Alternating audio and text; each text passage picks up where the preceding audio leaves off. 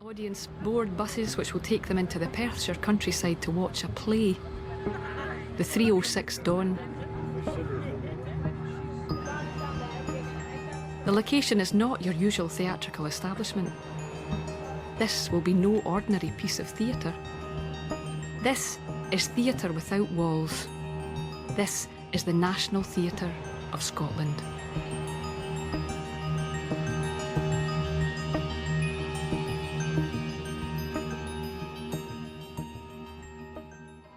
In 2016, Scotland is agitated by the results of yet another referendum.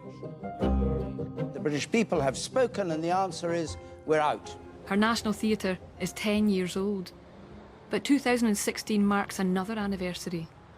It is 100 years since the Battle of the Somme, the most devastating conflict of World War I. It was this anniversary that the National Theatre of Scotland chose to commemorate in the recent production, the 306 Dawn. I have no name.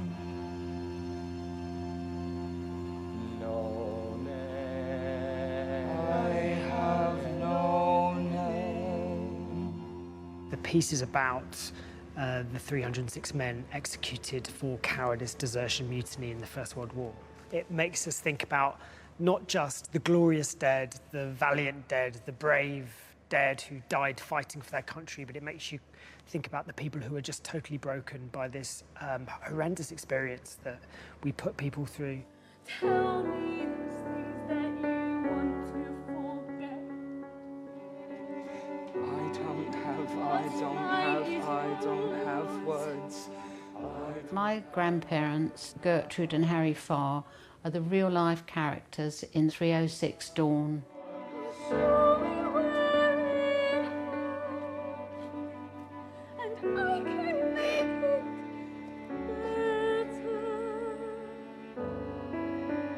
God, I wish I could crack your head open like an egg. I wish I could climb inside your brain and see what has been going on in there. Yeah, me too. During the 1980s, I was tracing the family tree, and at the time my grandmother, Harry's wife, was still alive. So I thought, well, I'd ask her the question, as we were going over to France, if she could tell me where his grave was. And my grandmother said to me, unfortunately, he hasn't got a grave. And then she told me that he was executed for showing cowardice in the face of the enemy. But she added, he wasn't a coward, he was suffering from shell shock. I saw the medical officer's report. Yeah, he reckons I'm pulling a fast one. I'm sure he doesn't. Yeah, he does. Thinks the stammer and the screaming are for show. No one thinks that. Shell shock. That's what one of the blokes called it. But the MO don't believe in it. Thinks that men who cry because of the guns are faking. There was such a dreadful stigma about the executed soldiers that my grandmother had never told anyone about it. Harry's father, who was an ex-military man, forbade the family to even talk about him. Repeat after me. The facts. Desertion. Desertion. Mutiny. Mutiny.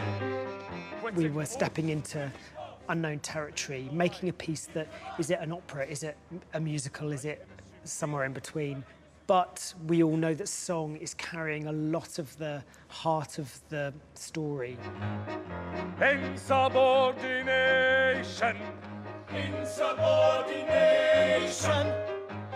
Often, the work we want to make at NTS doesn't feel like it fits well in a rarefied proscenium march where you're asking an audience to sit back and respectfully observe something going on in another room. This isn't about that. This is much more about putting the audience in a place where they can be reflective. And when we started to explore the stories, and the men were often kept in barns in the French countryside after the court-martial or waiting for their execution. And we wanted the audience to be in that barn, and that felt like the most honest way of the audience being invited to remember and bear witness to stories that had been forgotten. Fires for detention!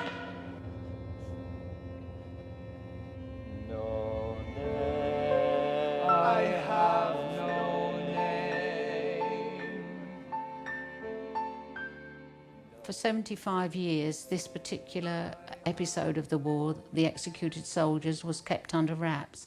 And young children of today don't really know what happened in the First World War. There were school children sitting all around us watching the play while I was there, and actually someone said, oh, it made me cry. And I actually wanted to turn around and say, oh, it made me cry. You know, it really made me cry as well. That's my great-grandfather up there.